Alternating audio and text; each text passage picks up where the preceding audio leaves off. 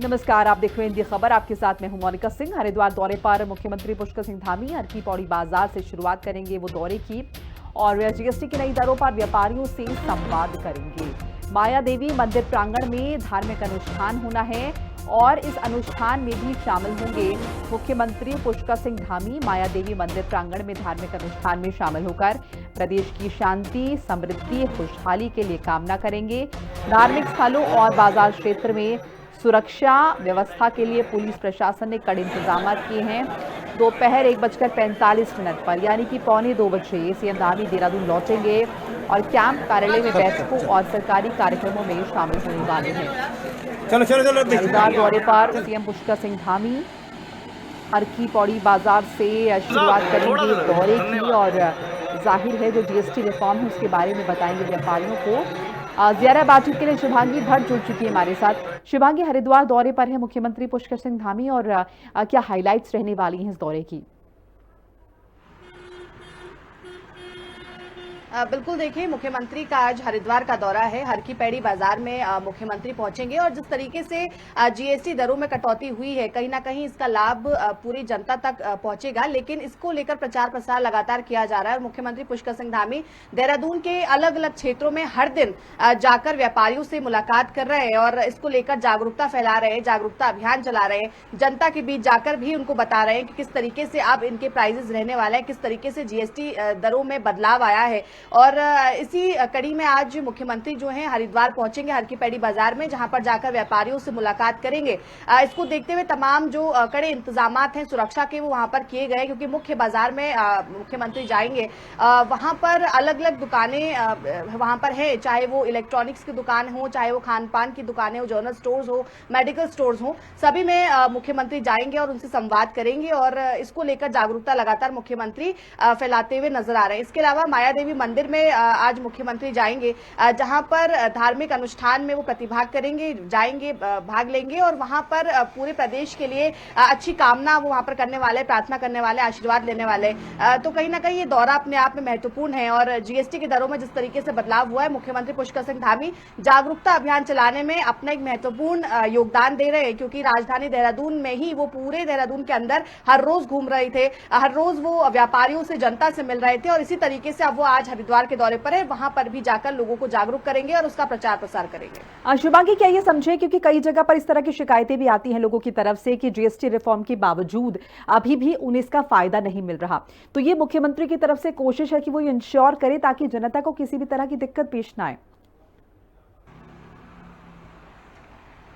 बिल्कुल, देखिए, क्योंकि ऐसे मामले कई बार देखने को मिलते हैं, क्योंकि अभी जिस तरीके से जीएसटी की दरों में कटौती हुई है, लेकिन कई बार जो व्यापारी हैं, जो लोग सामान बेच रहे हैं, वो कई बार उसी पहले वाले रेट पर सामान बेच रहे होते हैं, जिससे जनता तक वो लाभ नहीं पहुंच पाता है। और इसीलिए मुख्यमंत्री सुनिश्चित कर रहे हैं कि वो हर व्यापारी के पास जाकर प्रचार प्रसार करे, हर जनता तक भी ये बात पहुंचाएं कि अब जीएसटी की दरों में कटौती हुई है। अब आपको कोई भी सामान खरीदना है, चाहे वो आपके हर रोज का, रोजमर्रा का सामान हो, चाहे वो खान पीन का सामान हो, चाहे वो गाड़ियां हो, चाहे वो एसी, कूलर, फ्रिज, इन तमाम चीजों में अब जीएसटी की दरों में कटौती हुई है और अब आपको पहले से ये चीजें सस्ती मिलने जा रही हैं। तो कहीं ना कहीं जब जागरूकता अभियान फैलाया जाता है, जब मुख्यमंत्री खुद व्यापारियों के बीच पहुंचते हैं, जनता के बीच पहुंचते हैं, तो एक अलग तरीके का मैसेज जो है वो जनता तक जाता है और यही मुख्यमंत्री कोशिश कर रहे हैं। और साफ तौर पर मुख्यमंत्री ये चेतावनी भी दे चुके हैं कि जो लोग नियमों का पालन नहीं करेंगे उन पर सख्त से सख्त कार्रवाई होगी। चलिए, बहुत बहुत शुक्रिया शुभांगी भट्ट आपका तमाम बातचीत जानकारी के लिए। मुख्यमंत्री पुष्कर सिंह धामी ने मुख्यमंत्री आवास में प्रदेश में चल रहे जीएसटी और स्वदेशी जागरूकता अभियान की समीक्षा बैठक की। इस दौरान सीएम धामी ने कहा कि 22 सितंबर से लागू हुई जीएसटी की नई दरें प्रदेश की इकॉनमी और स्थानीय उद्योगों के लिए महत्वपूर्ण कदम है। इसका सीधा फायदा अब जनता को मिलने लगा है। उन्होंने सभी जनप्रतिनिधियों से अपील की है कि जन जागरूकता गतिविधियों को और अधिक व्यापक और प्रभावी बनाया जाए।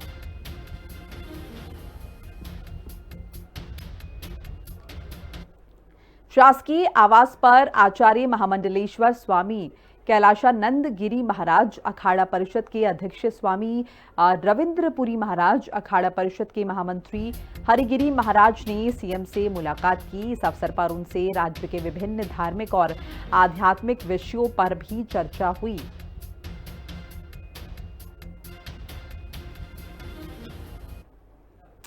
उत्तराखंड में इस साल सबसे ज्यादा आपदाएं देखने को मिली है, जिससे भारी नुकसान हुआ है। कहीं सड़कें और पुल टूटे हैं तो कहीं लोगों के घर, होटल सब कुछ बह गए हैं। हालांकि अब देखिए धीरे धीरे हालात सामान्य करने की कोशिश की जा रही है। अधिकतर रास्ते खुल चुके हैं और जनता तक हर मुमकिन मदद पहुंचाने का काम किया जा रहा है सरकार द्वारा।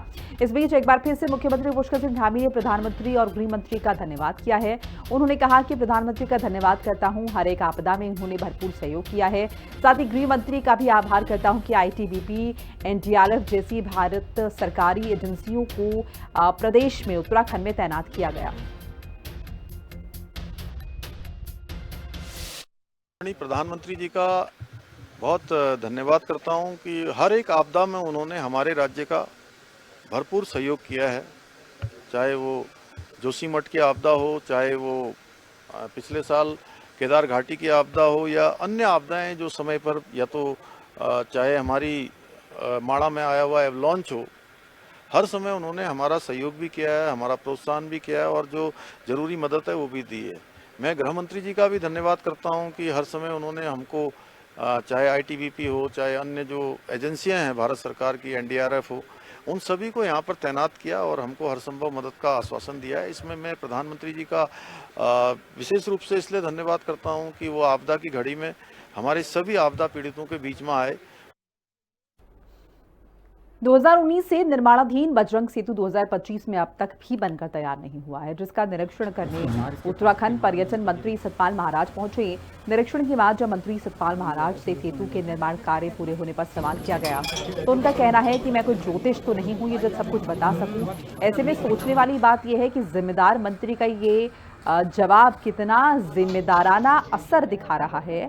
फिलहाल युद्ध स्तर पर बजरंग सेतु का निर्माण कार्य चल रहा है और जल्द पूरा होने की उम्मीद किया जाएगा और बड़ा सुंदर ये बना है। वहीं देहरादून में उत्तराखंड चुनाव आयोग को सुप्रीम कोर्ट से झटका। सुप्रीम कोर्ट ने चुनाव आयोग पर लगाया है 2 लाख का जुर्माना। वोटर लिस्ट में डबल एंट्री को लेकर फटकारा है। उत्तराखंड चुनाव आयोग को 2 या ज्यादा मतदाता सूचियों में नाम वाले उम्मीदवारों को पंचायत चुनाव लड़ने की अनुमति देने के मामले में सुप्रीम फटकार लगी है। सुप्रीम कोर्ट ने उत्तराखंड हाईकोर्ट के फैसले में दखल देने वाली राज्य चुनाव आयोग की याचिका को खारिज कर दिया है। सुप्रीम कोर्ट ने चुनाव आयोग से पूछा है कि आप वैधानिक प्रावधान के उलट कैसे दे सकते हैं।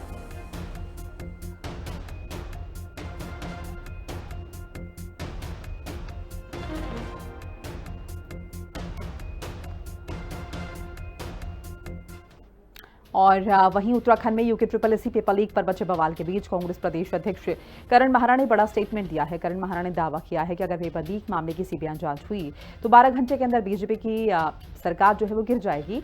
वहीं करण माहरा के बयान पर बीजेपी ने पलटवार करते हुए कहा है कि सीबीआई को केंद्र का तोता बताने वाली कांग्रेस पार्टी आज क्यों सीबीआई के नाम की माला जप रही है। UK triple SC paper leak पर माहरा का बड़ा प्रहार। सीबीआई जांच हो तो 12 घंटे में गिर जाएगी सरकार। पीसीसी अध्यक्ष पर बीजेपी का जवाबी हमला। सीबीआई पर पहले उठाते थे सवाल, अब कैसे भरोसा। उत्तराखंड में UK triple SC paper leak विवाद पर बवाल थमने का नाम नहीं ले रहा। बेरोजगार संघ के साथ ही कांग्रेस भी सरकार पर जमकर हमले कर रही है। कांग्रेस ने प्रदेश में धरना प्रदर्शन कर पेपर रद्द करने और मामले की सीबीआई जांच की मांग तेज कर दी है। वहीं कांग्रेस प्रदेश अध्यक्ष करण माहरा ने बड़ा बयान दिया है। माहरा ने दावा किया है कि अगर इस मामले की सीबीआई जांच हुई तो 12 घंटे में सरकार गिर जाएगी, क्योंकि इस पेपर लीक मामले की बड़ी मछली शिकंजे में आ जाएगी। वहीं कांग्रेस प्रदेश अध्यक्ष के बयान पर बीजेपी ने तीखा पलटवार किया है। बीजेपी का कहना है कि जनता से बार बार नकारे जाने से हताश कांग्रेस ने पहले बेरोजगार संघ को अपने टूलकिट के रूप में इस्तेमाल किया और अब हवाई बयान दे रहे हैं, लेकिन उनके बयानों को प्रदेश की जनता गंभीरता से नहीं लेती। बीजेपी ने ये भी कहा है कि सीबीआई को केंद्र का तोता बताने वाली कांग्रेस को अचानक सीबीआई पर इतना भरोसा कैसे हो गया है, जिससे लगता है कि कांग्रेस कंफ्यूजन में है। हम चाहते हैं सिटिंग जज की देखरेख में सीबीआई की जांच हो, ताकि मगरमच्छ के संग वो बड़ी मछली जिसका नाम तैर रहा है प्रदेश में, कानून में चर्चा है कि फलानी भी इसमें हो सकती हैं, तो उस मछली का नाम सामने हम ये चाहते हैं। और मैं गारंटी दे रहा हूँ आपको, अगर ये जांच हो गई सीबीआई की और मुख्य जज के देखरेख में, तो मछली के पकड़े जाते ही 12 घंटे के अंदर धामी की सरकार गिर जाएगी। इस बात की गारंटी दे रहा हूँ। आज इनको शर्म आनी चाहिए कांग्रेस के लोगों को कि पहले तो आप कहते हैं कि ये जो सीबीआई है ये मोदी का तोता है, ये एनडीए का तोता है, ये बीजेपी का तोता है। आज तोते पे कैसे भरोसा हो रहा है इनको? आज सीबीआई पे कैसे भरोसा हो रहा है? और करण मेहरा जी को कौन सीरियस ले रहा है? अरे आप तो बॉबी पवार को तो आपका ही प्रोटेक्ट है, आप स्क्रिप्ट बना के देते। आज जब आपको लग रहा है कि बॉबी पवार को उत्तराखंड की जनता सीरियस नहीं ले रही है क्योंकि वो टूल किट के रूप में काम कर रहा है, एक्सपोज हो गया है। यूके SSSC पेपर लीक मामले पर बेरोजगार संघ के साथ ही कांग्रेस के हमले तेज हो गए हैं। एसआईटी जांच और 4 लोगों पर निलंबन की कार्रवाई के बावजूद कांग्रेस सीबीआई जांच की मांग पर अड़ी हुई है। वहीं कांग्रेस प्रदेश अध्यक्ष के इस पूरे मामले में बड़ी मछली के शामिल होने की बात कहने से सियासी गलियारों में तरह तरह की चर्चाएं शुरू हो गई हैं। देखना होगा कि यूके SSSC पेपर लीक मामले से घिरी प्रदेश सरकार कांग्रेस के इस नए हमले का कैसे सामना करती है। देहरादून से संवाददाता शुभांगी भट्ट के साथ ब्यूरो रिपोर्ट, हिंदी खबर। देहरादून में मुख्य सचिव आनंद बर्दन ने सचिवालय में उत्तराखंड भूकंप जोखिम मूल्यांकन और शमन के संबंध में बैठक ली। बैठक में आईआईटी रुड़की और वाडिया हिमालयन भूविज्ञान संस्थान के वैज्ञानिक भी मौजूद रहे। मुख्य सचिव ने कहा कि भूकंप के प्रति संवेदनशीलता की दृष्टि से प्रदेश का एक बड़ा भूभाग के जोन 5 में है, जिसके कारण UERAM के उद्देश्य एक औपचारिक सुरक्षा संचालित वातावरण तैयार करते हुए भूकंप से होने वाले मानवीय और आर्थिक नुकसान को कम करना पर विशेष फोकस किया जाना चाहिए।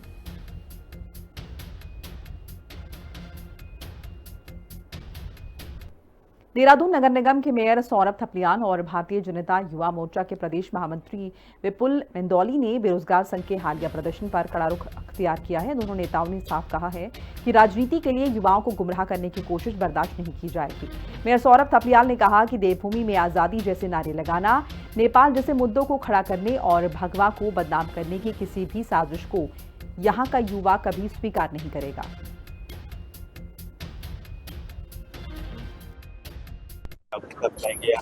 सरकार क्या कुछ कर रही है? देखिए, देवभूमि के अंदर अगर इस प्रकार के नारे लगते हैं कि हमको चाहिए आज़ादी, और या इस प्रकार का वो होता है कि हम जो है उत्तराखंड को नेपाल बना देंगे, जैसे नेपाल में कुछ सर्कमस्टांसेस हुए, उस प्रकार से अगर ऐसा बोला जाता है और कहीं ना कहीं भगवे को अगर बदनाम करने की साजिश होती है, तो उसके खिलाफ जो यहाँ का युवा है, देवभूमि का युवा है, वो चुप नहीं बैठेगा। इसीलिए हम सब जितने छात्र नेता ने हम लोगों ने यहाँ पर आज प्रेस कॉन्फ्रेंस करी है और जिसके माध्यम से हमने चेता दिया है कि अगर इस प्रकार की घटनाएं आपको आंदोलन करना है तो करिए, परंतु इस प्रकार की आप बातें मत कीजिए। कम से कम हमने कहा ना, वहाँ पे जो 2 लोग हैं जो उत्तराखंड स्वाभिमान मोर्चा वाले, उनमें से एक लोकसभा का चुनाव लड़ चुका है, उसमें से एक विधानसभा का चुनाव लड़ चुका है। दोनों को विजय प्राप्त नहीं हुई, जन समर्थन उतना नहीं मिला। तो इन लोगों को हमेशा ये लगता है कि उत्तराखंड में कैसा हम एक विषय देखें कि जिसमें हम राजनीतिक माइलेज जिस विषय से ले सकें, लेकिन उनका ये सारे प्रयास जो है सब विफल रहेंगे, क्योंकि मुझे अपनी सरकार पर पूरा भरोसा है। उत्तराखंड से मानसून की विदाई हो गई है। मौसम वैज्ञानिक CS तोमर का कहना है कि जिस तरह से पिछले दिनों बारिश रुकी है, इसके बाद से फिलहाल मौसम की इस साल की विदाई हो गई है। पिछले साल की तुलना में इस साल करीब 20% ज्यादा बारिश हुई है। मई के महीने से लेकर अब तक बारिश का सिलसिला देखने को मिला है, मगर पिछले 1 हफ्ते से बारिश रुकी हुई है और अब मौसम विज्ञान केंद्र ने मौसम की विदाई का ऐलान कर दिया है।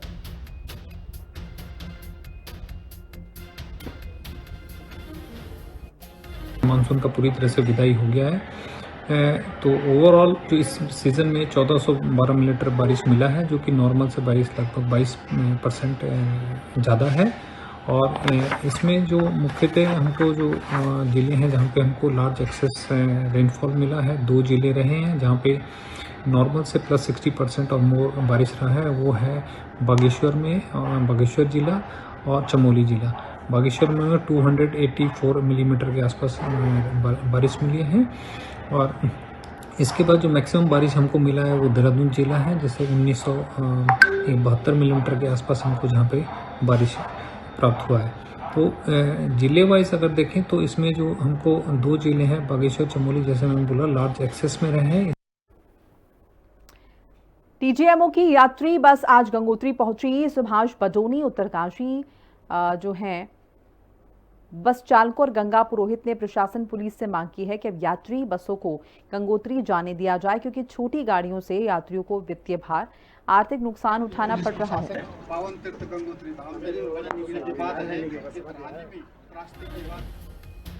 अभी तक 1 बजे के बाद वाहन गंगोत्री नहीं भेजे जा रहे हैं और पुलिस से निवेदन है कि बैरियर से सभी वाहनों को गंगोत्री जाने दें, कोई रोक टोक ना हो।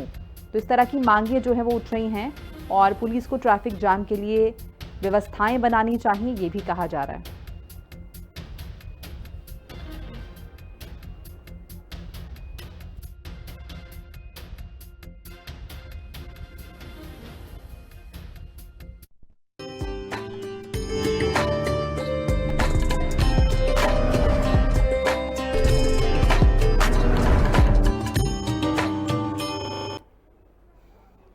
हल्द्वानी में चल रही पारंपरिक रामलीला में शुक्रवार रात कालाढूंगी के विधायक बंशीधर भगत ने मंच पर मर्यादा पुरुषोत्तम श्री राम के पिता राजा दशरथ का किरदार निभाकर दर्शकों का दिल जीत लिया। हल्द्वानी के ऊंचापुल मैदान में आयोजित भव्य रामलीला मंचन में अयोध्या के राजा दशरथ का दृश्य प्रस्तुत किया गया। इस अवसर पर कालाढूंगी विधायक बंशीधर भगत ने अपने अभिनय से दर्शकों को मंत्रमुग्ध कर दिया। उनके संवाद और भाव भंगिमाओं को देखकर पूरा पंडाल तालियों की गड़गड़ाहट से गूंज उठा। रामलीला कमेटी के पदाधिकारियों ने बताया कि सालों पुरानी इस परंपरा में पिछले कई सालों से विधायक बंशीधर भगत राजा दशरथ की भूमिका में किरदार अदा कर रहे हैं। कैमरे छोड़ के क्या सब मोबाइल पर आ गए क्या? काफी अच्छा सुंदर अभिनय माननीय विधायक जी द्वारा दशरथ का किया जाता है। हमसे पहले और हमसे उम्र में हमसे बड़े ही हैं, हमसे पहले ही धरती पर आए, तो हमसे पहले ही पाठ अच्छा, काफी अभिनय उनका बढ़िया रहता है। दशरथ का पाठ भी अच्छा खेलते हैं विधायक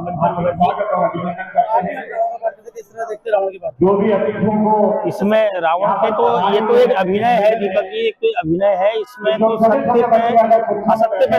देखिए, रामलीला से मेरा लगाव लगभग 60 वर्षों से है। 10 वर्ष मैंने कुसुमखेड़ी की रामलीला में अभिनय किया और 50 वर्ष इस वर्ष आज इस रामलीला को होने जा रहे हैं, ऊंचापुल की रामलीला को।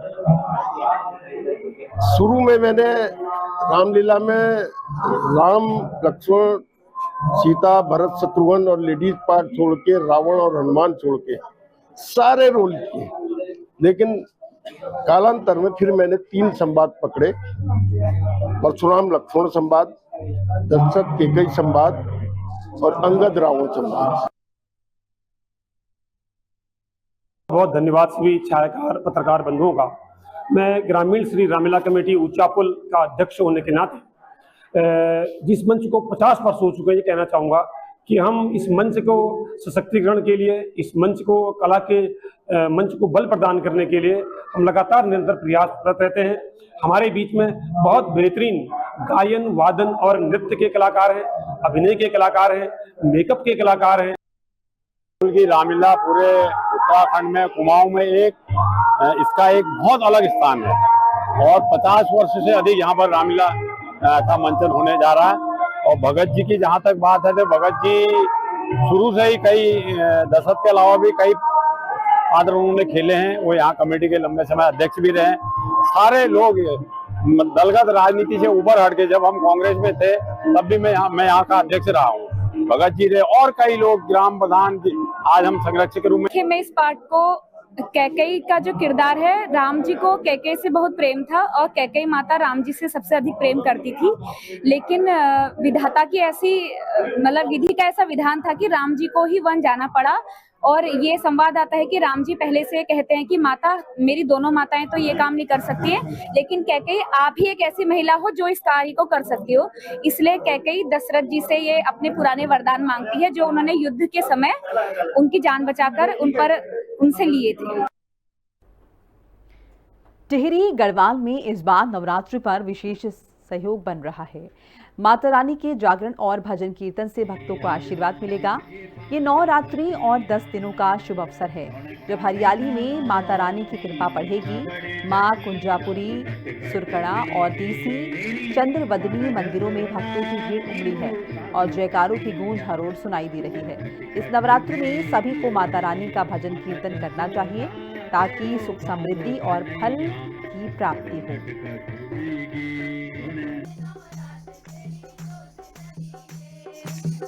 का विषय है कि इस बार नवरात्रे बढ़ कर क्या है। जब कोई चीज़ घटती है तो वो इतना फायदेमंद नहीं रखती, लेकिन इस बार सब कुछ बढ़ रहा है। तो ये सौभाग्य का विषय है कि हम सबको देवी माँ की आराधना करनी चाहिए। और इस बार जो है महाकुंभ ही चल करके आया है, जो कि कई सालों के बाद आया। ऐसे ही नवरात्रि जो चल करके आए हैं, ये कई साल बाद हमेशा नवरात्रि घटते थे, लेकिन ये बढ़ती हुई तिथि आ रही है। इस बार नवरात्रि जो है बढ़ रहे, तो ये सौभाग्य का विषय हम सबको देवी माँ की आराधना करनी चाहिए। प्रथमम शैलपुत्री, द्वितीय ब्रह्मचारिणी, तृतीयम चंद्रघंटी, कुष्मांडेति, चतुर्थकम पंचमम स्कंदमाति, षष्ठम कात्यायनी, सप्तम रात्रि, महाघोरी, चाष्टमम नवमम सिद्धात्रिता, नवदुर्गा प्रकीर्तितः। प्रदेश में चल रही शहीद सम्मान यात्रा आज बेरीना के केमकोट गांव पहुंची। यहां 1962 के युद्ध के शहीद लक्ष्मण सिंह के घर पर उनका स्वागत किया गया। वीआईसी राय आगर के कैडेट और गांव के लोग भी मौजूद थे। इस दौरान शहीद लक्ष्मण सिंह के घर से मिट्टी ली गई, जिसे देहरादून में बन रहे सैन्य धाम ले जाया जाएगा। शहीद के बेटे भूपाल सिंह ने कहा कि उनके पिता ने देश के लिए बहुत बड़ा बलिदान दिया है और सरकार का धन्यवाद किया। जिला सैनिक कल्याण अधिकारी भूपेंद्र सिंह ने बताया कि शहीदों की याद हमेशा बनी रहेगी।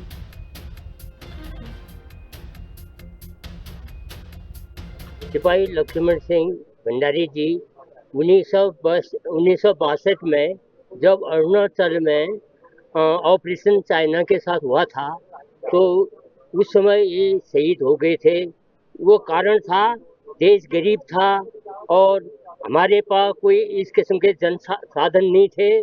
गरीबी स्थिति थी देश की, और गरीबी स्थिति से हमने लड़ा। खाने को राशन नहीं था, मिलता था, फायर करने के लिए हथियार नहीं थे। जो हथियार थे आजकल के युग में पुलिस के पास रखे हुए हैं, वो हथियारों से हम कैसे लड़े होंगे।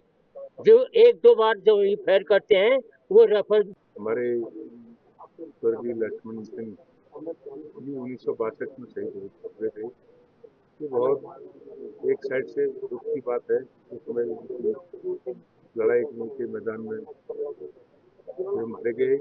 और उसी तरफ से ये खुशी है कि आज हमारे शासन प्रशासन के लोग यहाँ पर आकर के हमारे आर्मी के लोग आए हैं और उनके घर से एक मट्टी ले जा रहे हैं।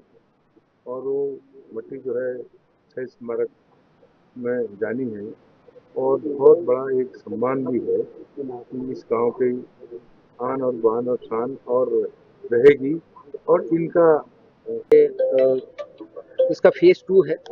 फेज 1 में सन 2021 में यही मिट्टी कलेक्शन का कार्य पहले हो चुका है। तो उसमें जिन घरों से किसी कारणवश नहीं मिट्टी कलेक्ट की गई थी और जो उसके बाद भी कुछ हमारे प्रदेश में शहीद हुए हैं, उनके घरों से उनके आंगन की मिट्टी कलेक्शन का ये प्रोग्राम चल रहा है। और ये यात्रा जो है 25 तारीख से शुरू हुई है। आज 26 तारीख को हम यहाँ केमकोट में हमारे शहीद भाई सिपाही लक्ष्मण सिंह जी के घर आंगन की मिट्टी एकत्रित करने के लिए आए हुए हैं। और ये यहाँ से मिट्टी संग्रहित करके हमारे पूरे जनपद के 3 शहीद हैं, इनके घरों से मिट्टी संग्रहित होनी है। ये संग्रहित करके माटी ले जाई जाएगी लैंसडाउन में, जहाँ पर 5 तारीख को शहीद सम्मान समारोह है, जिसमें मुख्यमंत्री जी खुद शहीद के आश्रितों को सम्मानित करेंगे। वहाँ से ये पवित्र कलश, माटी के कलश, ये देहरादून जाएंगे, जहाँ पर सैन्य धाम का निर्माण हो रहा है। और ये माटी उस सैन्य धाम में 1962 में चाइना युद्ध में शहीद हुई। इसके लिए भारत सरकार द्वारा जो मान्यगण लोग हैं, विधायक और कर्मचारी लोग, सब ने सहयोग किया। पूर्व सैनिक इत्यादि ने सब सहयोग सम्मान किया। इसके लिए हम बहुत ही सरकार के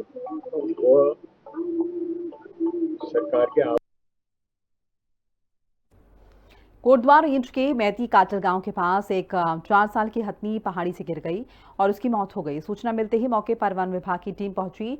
उन्होंने हथनी के शव को कब्जे में लेकर डॉक्टर्स की मदद से जांच की और फिर दफना दिया। डीएफओ जीवन सिंह ने बताया कि हथनी अपने झुंड के साथ थी, लेकिन अचानक फिसल गई। नीचे गिर गई जिससे उसकी मौत हो गई। कल हमारी टीम मौके पे गई थी। जब परसों रात को इंसिडेंट हुआ था उसके बाद ही टीम हमारी निकली थी, बट जो भी बारिश चल रही थी तो कल सुबह पहुंच गई वहाँ पे। तो उसके बाद हमने जो भी हमारे वेटरनरी डॉक्टर है उनको भी लेके गए मौके पे और उसका पूरा परीक्षण किया गया। उसके बाद जो सैंपल्स लेने थे वो सैंपल्स लिए गए और उसको जो एमओएफसीसी गाइडलाइंस है उसके आधार पर उस शव को नष्ट कर दिया गया, दबा दिया गया है। और उसमें वो फीमेल एलिफेंट थी, उसके सारे फोटोग्राफ वीडियोग्राफिक एविडेंस पूरे हमने इकट्ठा किए हैं। और जो टीम है हमारी वो टीम मौके पे गई थी और मौके पे जाके पूरा ये करके आई और उसमें लिए करीब 7-8 किलोमीटर की खड़ी चढ़ाई ट्रैकिंग थी। उसके बाद नीचे जाके उतरना था 6-7 किलोमीटर, उसके बाद में ये शव मिला है। तो एक हमें सूचना मिली थी कि कोई हाथी गिर गया है और बहुत ज़ोर से आवाज़ कर रहा है। वो सूचना के बाद में हमने वो टीम को भेजा था। और इसी के साथ इस बुलेटिन में फिलहाल इतना ही। खबरें लगातार जारी हैं। नमस्कार।